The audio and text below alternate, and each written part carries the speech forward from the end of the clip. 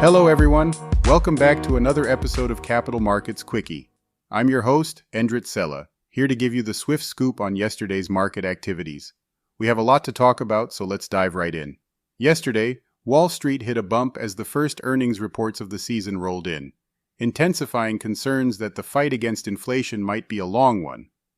The Standard & Poor's 500 dropped 1.5%, and the tech-heavy Nasdaq Composite took a steeper dive, sliding down 1.6%. Meanwhile, the Dow Jones Industrial Average wasn't spared either, falling 1.2%, which is just under 500 points. So, what's behind this rough start? Well, it seems the banking sector didn't bring the kind of news investors were hoping for.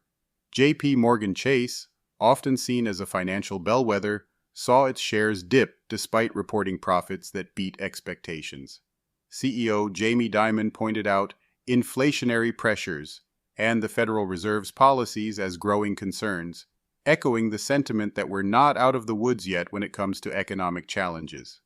Other major banks like Wells Fargo, Citigroup, and even BlackRock, the largest asset manager globally, couldn't escape the downturn, with their shares all closing in the red. This shaky start has definitely put a damper on the hopes that this earnings season could fuel a revival of the stock rally we saw earlier this year. Switching gears to the commodities market, gold, usually a safe haven in times of market turmoil, saw some fluctuations too. After rallying above $2,400 and hitting a fresh record, it settled back down around $2,300.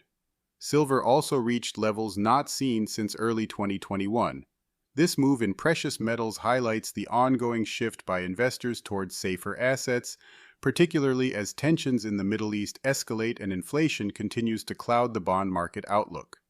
That's a wrap for today's Market Insights. As we brace for more earnings reports next week, all eyes will be on how other sectors are coping with the persistent high interest rates and inflationary pressures. Make sure to tune in Monday morning for more updates. Have a great weekend, everyone. Cheerio!